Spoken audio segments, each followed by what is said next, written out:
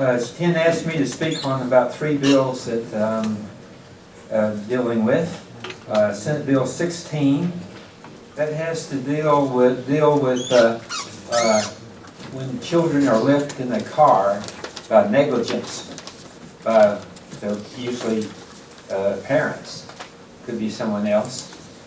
Last year we had some 37 children across the nation who died because they were left in the car in the heat, and they had a heat stroke and then passed away before it came to anyone's attention.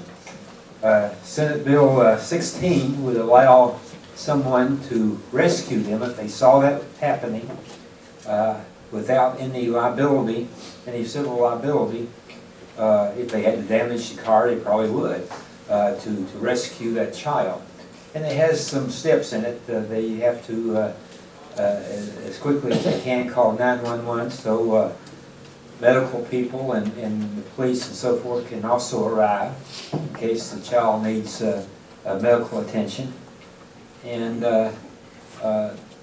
we don't want someone to notice this happening and hesitate to do something to save the little child because they think they might be sued or something if they damage the vehicle rescuing the child. So this would eliminate that possibility and take that off their mind.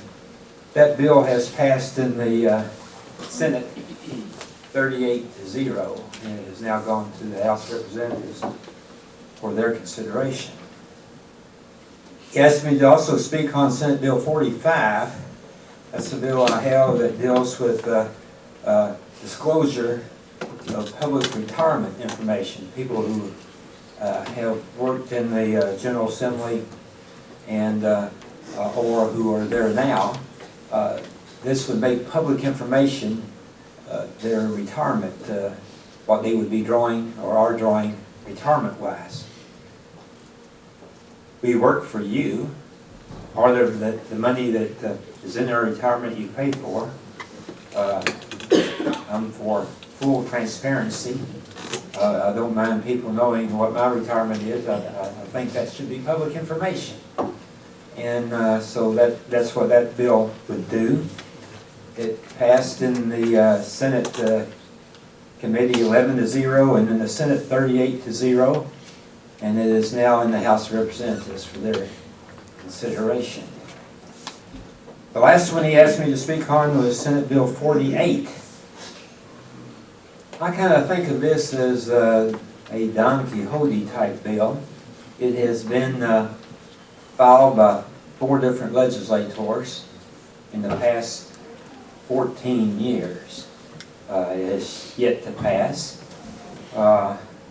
It relates to problem, compulsive, and pathological gambling problems. People who have that problem. The first bill I had passed in 2003 dealt with a study done by the Legislative Research Commission to see how many people in Kentucky had had their lives ruined by compulsive and pathological gambling. And that study showed better than 20,000 people who had lost their jobs. They went to prison because of the thefts and robberies to take care of their gambling habit, charged with embezzlement. Some committed suicide, many different things. It was over 20,000. That was 13 years ago. So it's much more than that now. And it's my opinion that if we have a source of income that does harm to some of our citizens, some small part of that income should go to the treatment and counseling of those people because it causes that. So this bill would have a fraction of 1% of the lottery money and proceeds that we receive from gambling to go to counseling and treatment for pathological and compulsive gamblers. Like I say, this bill has not passed for 14 years. It was heard in the interim by the committee when we was not in session. That was a plus. And I'm meeting with Senate leadership, as a matter of fact, Monday, to discuss the possibility of them allowing this to be voted on in committee. It has passed one time in committee in the House, so that was as far as it got that year. So I continue to work on that. I'm the fourth legislator to pick up that flag and carry it. We're trying to get that passed. Maybe this will be the year. We'll see. But I think that would be only fair that we do that for the people who have that problem. So I want to share with you just a little as I see the General Assembly for 2016, and really there's just two issues. I know Jatan sent me a letter asking me to discuss 3 issues that I was directly involved with, but more importantly than anything, the 2 things that are the most important issues that we're going to deal with in this session of the General Assembly. One is the unfunded liability of the 2 pension funds, and the other one is then crafting and creating a budget, period. Those are the 2 things that we are charged to do, that we must do. I will give Governor Bowen credit for coming with his idea of an ARC Plus, and if you all understand what the ARC Plus is, quickly it's the actuarial required contribution plus a little more money that needs to be paid to both of those pension funds. I predicted that at the first session that we had at Kendall back in early January, that's what would happen, and the math then becomes very simple. You take whatever you pay into that fund, funds, plural, then with the remaining funds you have in the general fund, you craft a budget. And with that would come some cuts. Now, who gets cut? Me, you, us? That's the $64 question, and I think that's what you'll see that we will deal with over the course of the next 2 months is who will be cut, and you know, at this point it appears that there's a laundry list, I don't have that in front of me, of those who are saved from the cuts, such as the SEEK formula and others. There are some that do get a pay raise, and those are the corrections officers, those state police I just spoke of, and others that are frontline first responder kind of folks for Kentucky. And they truly do need a pay raise, to be candid about it. But so do teachers. So do other state employees. But how we fund that and be able to fight our way back out of the pension unfunded liabilities that we have. That's what we're going to have to deal with. Moving on to another thing that I think that is great, and it's the sheer fact that for us here locally in the GRADD district, we need to try to do everything we can to increase the median wage. The median wage. That includes minimum wage and those who are out here working every day to try to make a living and fight for their family and pay their bills. And one of the ways that I see is to continue to move forward with the infrastructure that Senator Bowen and I have worked on, and others here. I don't want to leave them out, but he and I in the Senate together with Senator Embry, we're working on this I-69 corridor, which also includes the spur, the I-65 spur and the I-69 spur. Now, everyone will say to me, well, Ridley, why in the world does that really make a difference? Those roads exist. Well, they exist to us, but they don't exist in the minds of those who place manufacturing here or logistics here locally. All they know about are the interstate highway system. And once we're on an interstate highway system, the light comes on, if you please, for those who are economic development placement people. And here in this area of Kentucky, it will make a difference. And you say, what will it make a difference? Well, the numbers that I have seen over the years is that those counties in other places in the United States who have an interstate highway that goes through the county or close to the county will have an average household income of as much as $7,000 higher than those who don't. And so for us, that's a big opportunity. Now that won't happen today, that won't happen tomorrow, but soon. And you know, we always have to have hope and dream dreams. And in the words of Sandy Lee Watkins, who was our county judge over in Henderson County, he had a little slogan that was "One team, one fight." Well, I've kind of morphed that into "One team, one dream." So, you know, we have to think about the future and move forward as rapidly as we can. Senator Ridley mentioned the budget, and he mentioned the pensions. And obviously those are the two overarching issues that we face in this session. I was quite pleased with the comments and the strategy that Governor Bowen laid out for us in his budget address on Tuesday night. The commitment that he made to pensions is very responsible, and it certainly takes an important step forward. And it's certainly more than most expected that it would be. I've worked on the pension issue for the last year and a half, and you know, from a personal standpoint, I didn't anticipate that there would be that much of appropriation. I thought it might be somewhere in that range, but it was a sincere effort to get the train moving down the track to resolving our pension issue and getting it on solid footing. So basically what did he do? He appropriated $1.1 billion to the pension issues, both KTRS and KERS, Kentucky Teachers Retirement System and the State Employees Retirement System. But in addition, he set aside another $1 billion that's going to be what we call non-sweepable, because we have a bad habit of sweeping accounts. Any account in Frankfurt that has any money in it, when we go to balance the budget, we tend to sweep those, we drain the swamp in those accounts and use it in an attempt to balance the budget. He's setting this money aside, making it non-sweepable,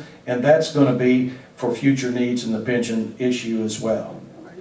On the KTRS issue, he appropriated $300 million in addition to our payroll match, which is about $730 million that we appropriate as a payroll match to the Kentucky Teachers Retirement System. The ARC is actually around $500 million. He appropriated $300 million, 60% of it. That's not all of it, but that's a good start. And he did it in each year of the biennium. Over on the KRS side, or the KERS side, he met the ARC requirement, which is $60 million in the first year, $70 million in the second year, and then in addition to that, he made an ARC Plus contribution of $45 million.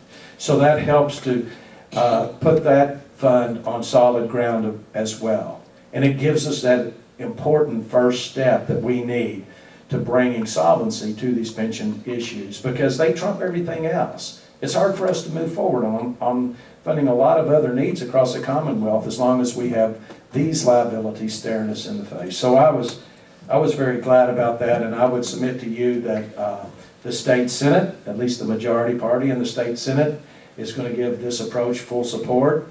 There, in my mind, are three strategies out there. One is bonding $3.3 billion.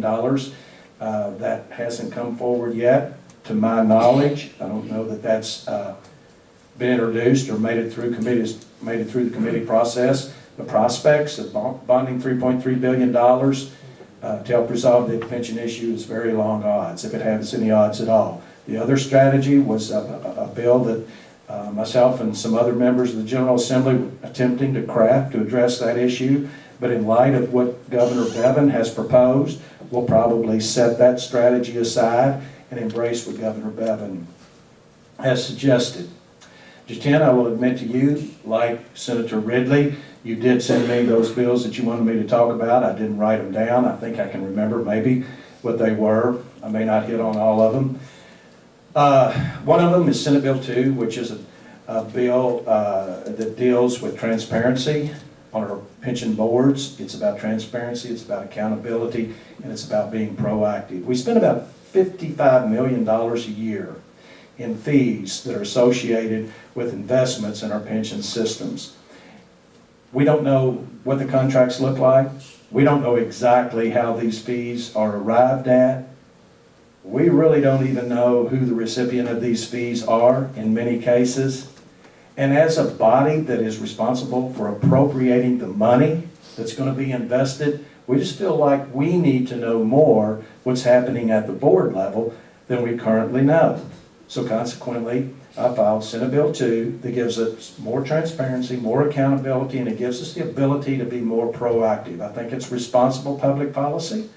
I'm confident that it'll make it through the Senate. I'm hopeful that it'll make it through the House because we need this transparency. Sitting on the Public Pension Oversight Board, this is the type of information that we need to be able to make good decisions. Currently what we're doing as we convene is a Public Pension Oversight Board, and it's a statutory committee. It's not a constitutional committee, but in 2013 it was established to provide oversight of our pension systems. But the only oversight that we currently have is to have the pension systems come forward and testify, and, if you will, spoon feed us the information that they want to spoon feed us, and we just have to take it in and act accordingly. But we need to know if that information is accurate, we need to know if that information is timely, and we need to know if there's more to the story than what we're getting in these meetings. So that's the reason for Senate Bill 2 and the Transparency Bill. One other bill that I introduced had to do with electric automobiles and charging a fee at registration for folks that drive an electric automobile. Now you might say, wait a minute, Joe, you're a Republican. Didn't you sign a Grover Norquist no new tax pledge, which I did not. I thought that was foolhardy. But, but nonetheless, what this does currently, if you drive an electric automobile, and I don't mean to offend you, but if you do, you need to help pay for our roads as well. Because if you drive an automobile that's fueled by petroleum products, you pay a gas tax. Every time you fill up, you pay a gas tax, and that's what funds our road plan. But if you drive an electric automobile, you don't pay any tax at all. You get away scot-free. Now think of it in these terms. If you drive a $100,000 Tesla, and they're out there, not many of them, not too many people in the state of Kentucky actually can afford them, but I do know some folks. $100,000 Tesla, you don't pay any road tax. Now you take Joe Lunchbox out there that drives a 1995 F-150 pickup, probably doesn't get very good gas mileage, maybe 15 miles a gallon, he probably pays $200 a year in gas tax. So I think that's a fairness issue. I think that's a fairness issue. So not only would it help supplement our road plan, it would just bring equity to those that are out there using our roads and bridges and highways. So I filed that bill, and I knew this could be an issue, but I filed it anyway. In the state Senate, we actually can't introduce a revenue-raising measure. So unless I can get one of my colleagues in the House to grab this torch and carry it forward, I suppose it'll be dead in the water. So I'll take any volunteers that would like to pick that legislation up and introduce it in the House. If you give us a car, we'll pay the tax. I'll give you the F-150. I can give you the Tesla. Additionally, I was a co-sponsor of a bill, and I think this is really important legislation. Now, I know that the pension's important and the budget's important, but I think as a sidebar, this is really a good bill. And that's moving our elections to even years and getting away from the odd year gubernatorial elections. Two things happen when we do this, when we move it to even years. One, we get more participation. When we have a presidential election in the state of Kentucky, we get millions of people voting. When we have an election for our governor in an odd year, we get hundreds of thousands of people participating. So the democratic process is more in play when we would move these elections to even years. But as a sidebar to that, we save millions of dollars. Millions of dollars in the counties. I was adding up the other night, and I have a chart here in front of me. The counties in my district, Davis, McLean, and Hancock counties, these three counties would save over $300,000 if we didn't have these odd year elections. And across the state of Kentucky would be well north of $3 million. So not only does it help promote the exercise of democracy by getting more people to vote, but it's a cost-saving measure as well. So I was proud to co-sponsor that bill. One other bill that I have that's really, in all honesty, probably not in the realm of bills that I would typically introduce and promote and file, but one of our resource officers at one of our schools, one of our police officers here in Owensboro, our county attorney, and our assistant chief of police came to me and asked if I would sponsor a bill that dealt with sexting. Now what sexting is, now this the generation that I'm looking at probably hasn't been exposed to this, but our high schoolers out there, this is a problem. And this is the transmission of nude images via your cell phone and via sexting them. Well, the problem is when you do this, the only thing that you can be charged with is a felony currently. And most judges don't really want to charge a 16-year-old, penalize them with that type of judgment against them. So there's no recourse, there's nowhere else to go with that. So they came to me and they said, Joe, we need some legislation that's going to deal with this issue, that's not going to strap them with a criminal offense that they're going to have for the rest of their life. So that's another bill that I filed, but I would tell you that I've got our chairman of judiciary, Whitney Westerfield, working on that with me. He's a lot more comfortable with that. He knows the nuances of that issue probably far better than I do. So those are the bills that I've run up the flagpole. In addition to the work that I do on the pension situation. Like I said, we've passed 15 bills. We'll ramp that up as time goes along and the wheels of public policy start speeding down the track a little quicker than they have in the first 2 weeks. Thank you all. As Dorsey said, obviously, as we've embarked now on this session of the General Assembly, job one is crafting a new 2-year budget to drive the state's policies and directions for the next 2 years. And we have embarked upon that. The governor made his budget presentation this past Tuesday night. And as many of you all may know, I don't want to bore you, but the budget process is kind of a 3-step situation. The governor first delivers his budget, his recommendations, which we received on Tuesday. Now we have that in the House of Representatives.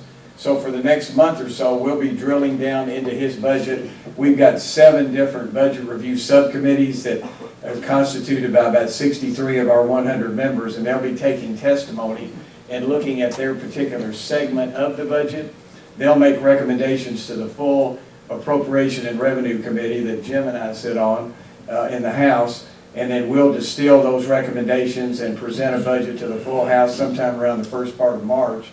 And hopefully we'll pass that, and then we'll send it over to our colleagues in the Senate. They'll take it through their committees, and hopefully we'll be able to agree upon a budget by the time we finally die about the middle of April. So that's the process.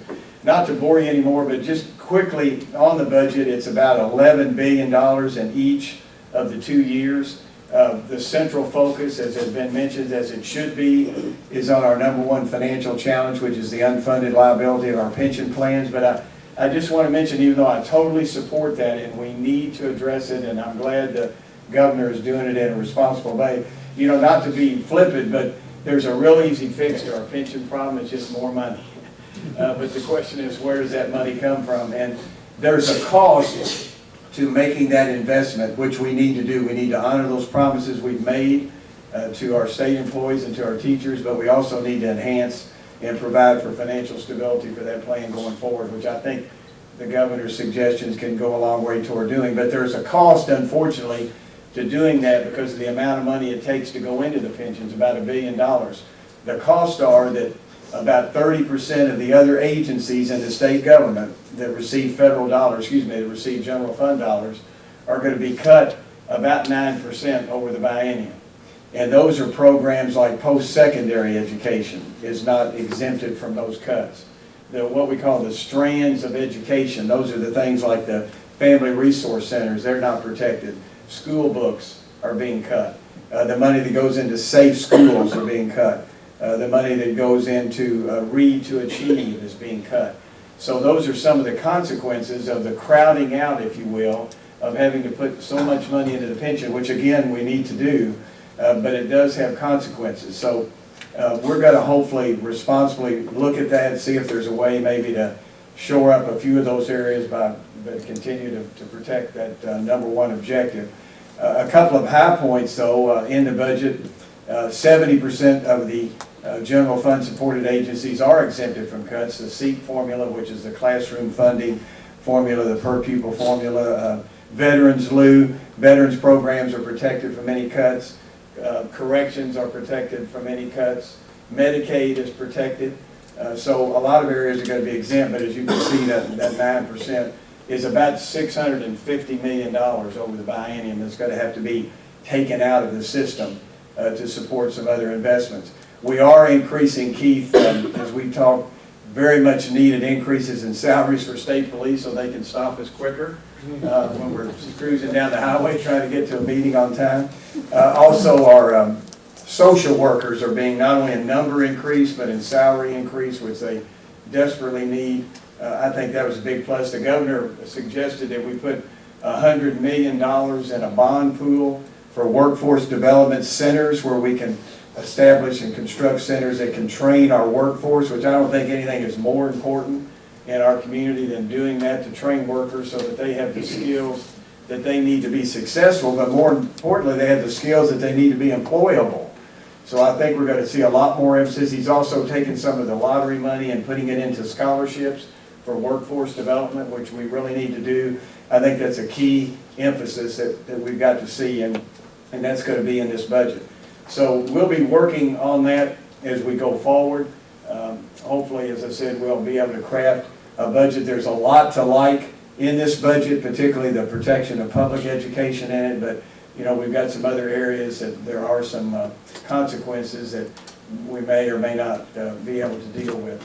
I wanted to mention Jatan, and one final thing, and Dorsey, you touched on this, but we can't emphasize it enough, is in our GRADD region, some great things in this budget in the way of arteries and infrastructure. Again, the I-69, the governor realizes the importance of that. Hadn't forgotten us in western Kentucky. He did talk about corridor expansions in Bullitt County for I-65 and I-71 and I-75, but he realizes the importance for us in West Kentucky for I-69, so he's got $44 million in his road plan to enhance that project, to look at the financing plan, to do the bridge alignment, to put together some other elements of that, the environmental study. Brad, thank you for all the work you and your group are doing on that. You all were in Frankfurt earlier, and that's so important to us for the reasons that Dorsey enumerated on what it can do for commerce, for income, for the attractiveness of our communities. And then the Bowling Green, the Natcher Parkway, the I-565, as it will one day become, is so critical to us. He's got $21 million in there to start the upgrades of those interchanges that are needed to meet interstate standards. So that's in the plan. We'll start toward that. It's about a $77 million cost to do those upgrades, but at least we're seeding that. We're well on the way. That's going to be a big plus too for us. So those were two key things in that budget that will really help our area. Jatan asked me to address a couple of bills. One of them was House Bill 31 relating to marriage licensing and recording duties. Obviously, we're familiar with that subject in Kentucky, thanks to Ms. Davis and all the information and all the publicity surrounding that issue. And I totally understand. We have clerks who understandably have religious and or moral objections to signing a marriage license, particularly if that marriage license is with a same-sex couple. So the governor moved right after he was elected by executive order to change or modify the marriage license application form, and he removed the county clerks from that form. Now it can be signed by a deputy clerk or someone else, and the county clerk's name is not on there. So I think his executive officer, Jatan, may have made moot this legislation, because this particular bill was introduced really and conceived prior to us going into session during the interim, and it would have simply moved marriage licenses from the clerk's office over to the vital statistics department. But somebody made a quote, well, in vital statistics, are you able to look at somebody and see if they're 13 or 14 or are they marriage age? But the governor's kind of taken that issue off the table, which I applaud him for doing, and so I think that kind of makes that legislation moot. One bill that I think is really important that we have already passed in the House is House Bill 40. It's the expungement bill. a lot of folks, particularly when they're young, make useful mistakes. They might write a bad check, they might get a DUI, but it was a youthful mistake. But a lot of times, unfortunately, that youthful mistake becomes a life sentence, and those people have a felony conviction. And because of that, they can't get a job. And it's an albatross around their neck for the rest of their life. But I think people deserve a second chance. And what this bill says is that if you've were convicted of a low-level, low-risk, nonviolent felony offense, and you've served your sentence and all your parole and you've served your debt to society, that you deserve a second chance.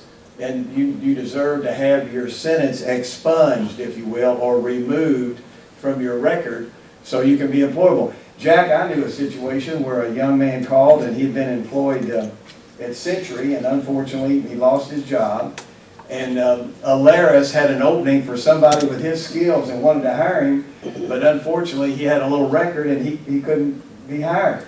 And as we all know of situations like that. So these are low-level, low-risk, nonviolent folks. The Chamber of Commerce, the State Chamber of Commerce, among many other agencies, is behind this bill. There's probably 100,000 people, Charlie, that if we pass this bill, could be injected back into the workforce. Not only to protect and move and help their families, but to help our economy grow, because we need those workers. So I think this is a prudent thing to do. I think it's responsible. We passed it overwhelmingly again in the House of Representatives on a strong bipartisan vote. I think it was 80 to 11.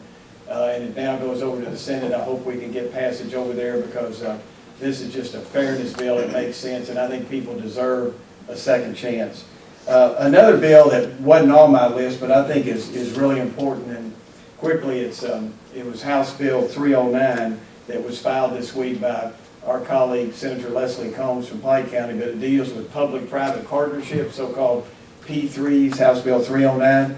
And this would allow us to bring together the resources of the public sector and the private sector to do collectively what neither can do independently.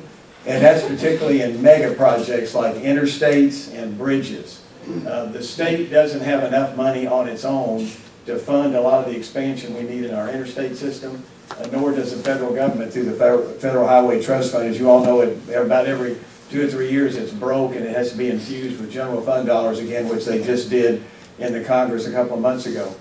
But if we had that coalition, we could do a lot of things to enhance infrastructure in Kentucky. We have public-private partnerships in our university systems with the way they build residential dorms. We have it in our Medicaid system with our MCOs or public-private partnerships.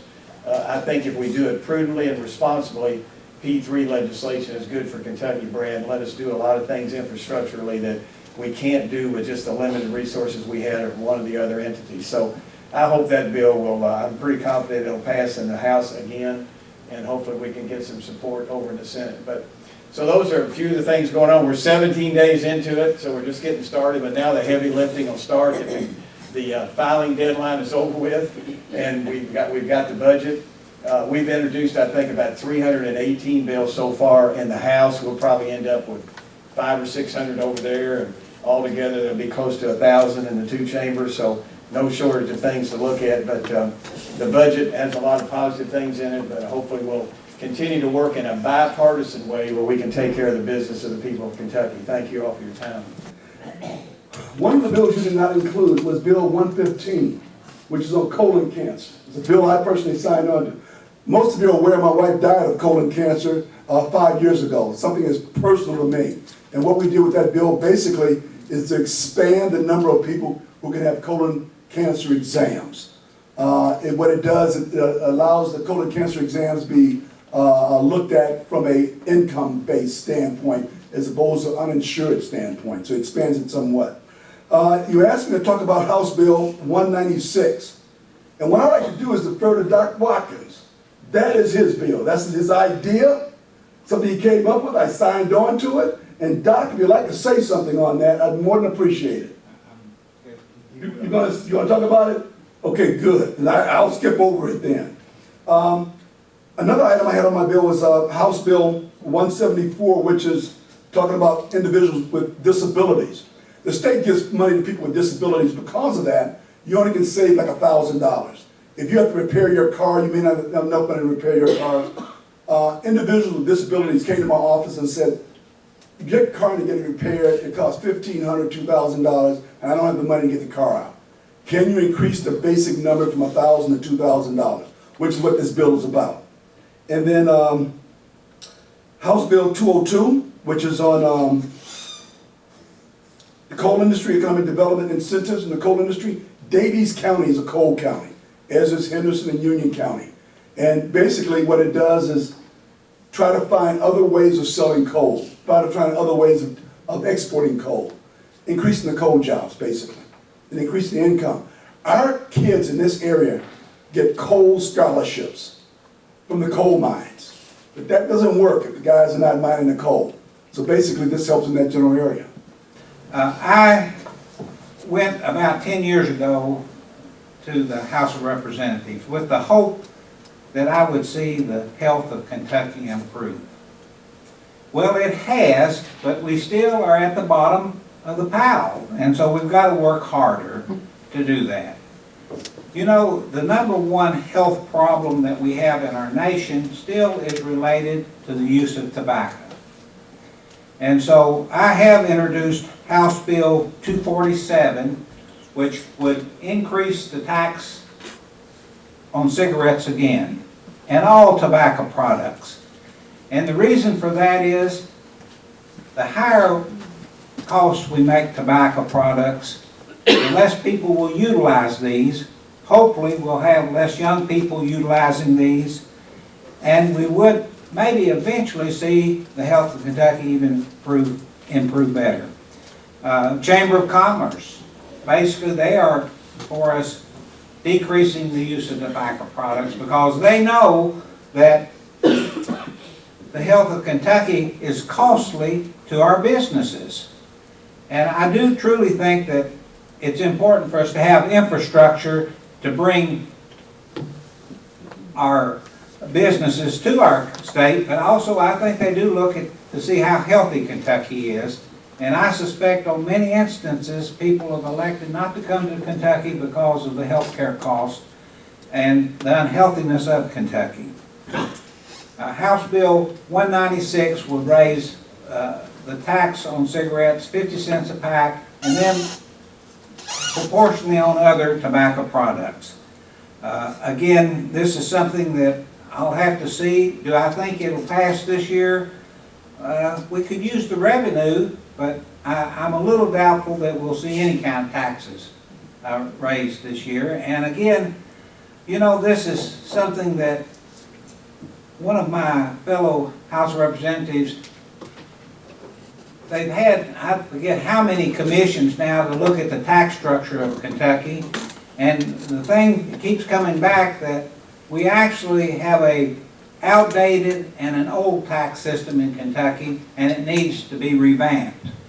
Unfortunately, there's not the will yet in the Senate nor in the House to do this, and that's unfortunate.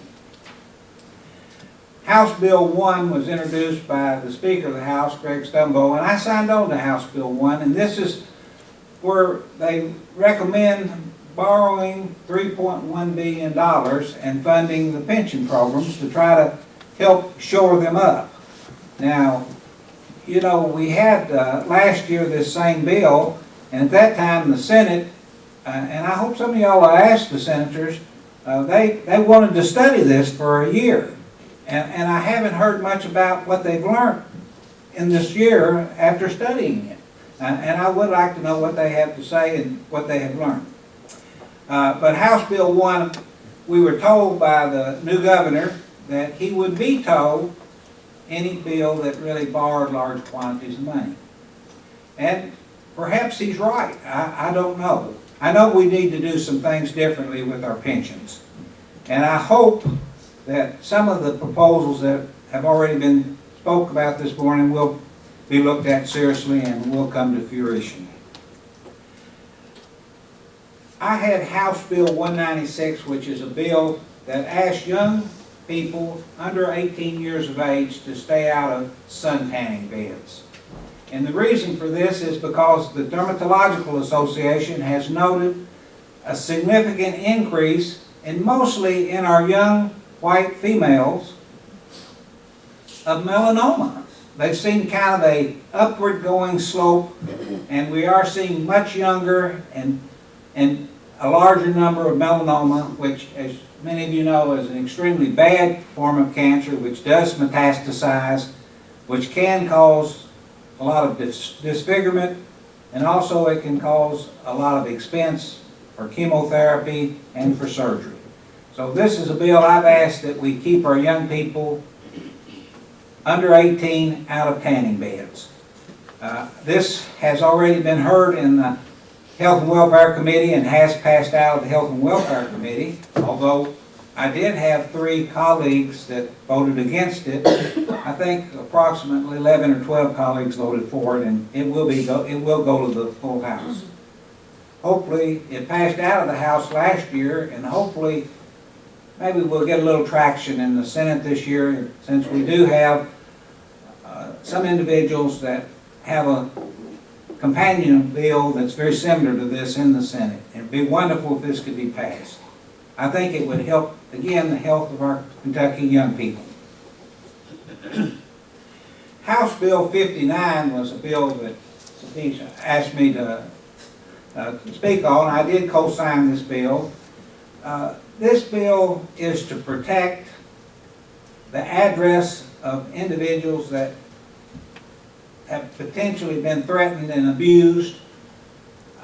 Again, you know, there are certain situations where people would like to kind of not be so easily found, and it would allow them to not give necessarily the correct address for their driver's license. It would still allow them to vote, but it wouldn't necessarily be the address that maybe was registered in their name would not be really truly their address. So again, this is trying to help people who are frightened and who have been threatened and who have to worry about abuse or misuse to be able to kind of fade out of the picture. And so this is House Bill 59.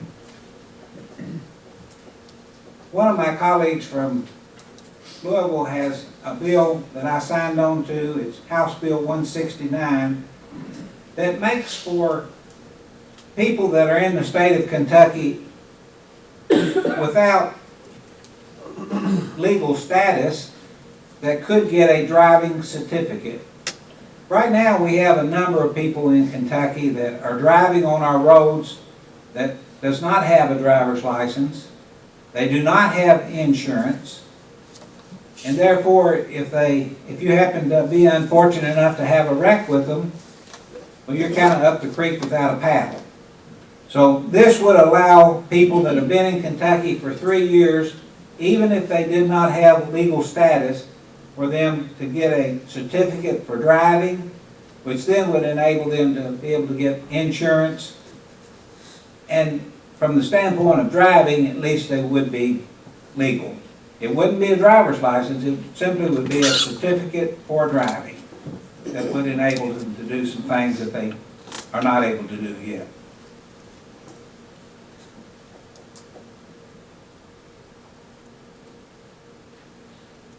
You know, again, you've heard about our pension problem.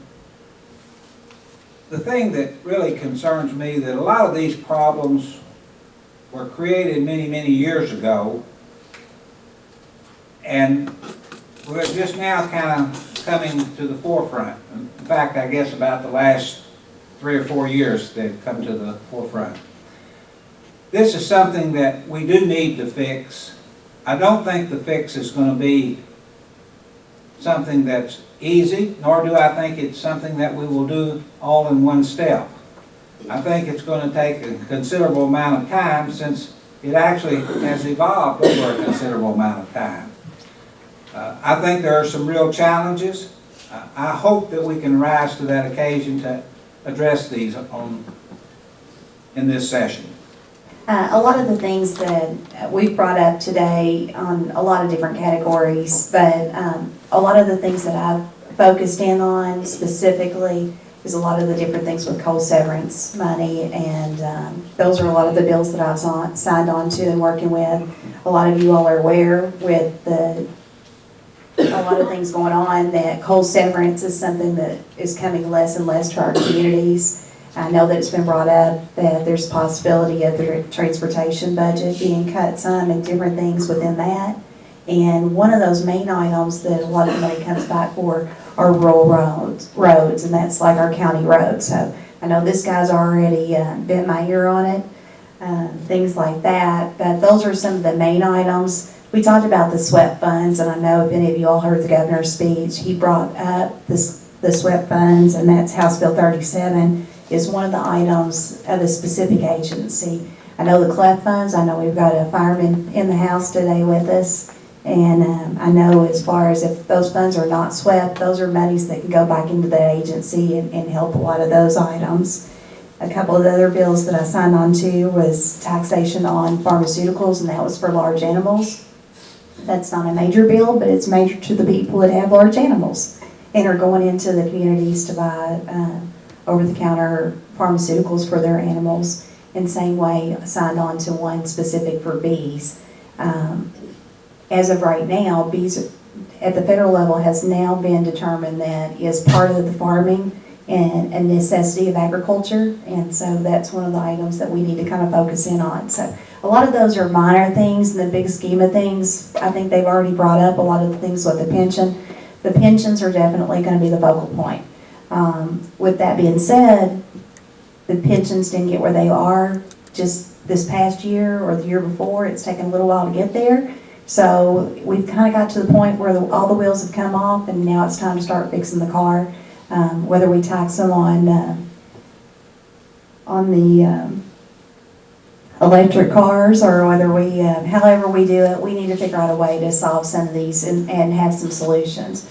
I want to really brag on Senator Bowen, because if any of you all have been with him or talked with him in the last several years, he has been on the forefront of coming up with solutions, making suggestions, and trying to go forward on solutions rather than just say, let's just borrow. Let's just borrow a lot of money and pay forward. He's been, let's find some solutions that we can all live with to make a sustainable problem go away for the future. And that's something that we haven't had a whole lot of. It's kind of, let's fill in all the gaps right now. And we haven't really been looking at how are we going to fix it for the future, so the people beyond us, whenever they go to Frankfurt, that they have money to spend more money on education, more money on law enforcement, more money on veterans, more money on a lot of the things that are near and dear to all of us, that we want to make sure that we have money to go forward. But at this point in time, we're in a situation where we've got to pay the piper. That's where we are right now. As far as the actual budget that's come out so far, West Kentucky did an amazing opportunities that we've got, especially on the transportation. We go back to it again and again. GRADD comes to us with it. Kendall comes to it with us. The chambers come to it. And everyone in the economic development world come to us with interstate access for our area. We are getting really close. This is not going to be one of those dreams Senator Ridley talked about. These are going to be some things that are reality. These are some opportunities that we're going to be able to say we're going to have interstate access. So going forward, I'm very, very hopeful, very optimistic on that forefront. And there's someone that we kind of more of an organization and a company that we don't recognize very often. And some of these guys up here might disagree with me, but I'm going to compliment the Messenger Inquirer. Stephanie's followed us around this morning and been with us, and she does it quite often. I know that there are several reporters with the Messenger, but you know, several of you all took the time to come out and see us here today, be with us, ask questions. We appreciate that. We want you all to contact us any time and any way possible that you can. But then on top of that, people depend on the media to get the message that they didn't make the effort to come out. So we want to thank the media for coming out anytime they can. I hope you'll pass that along to your boss, that we do appreciate it. We, in this area, have been very, very fortunate that our media does want the general population to hear the whole story, and we do appreciate that. That is not the case in every community, so we are very blessed in this area for that.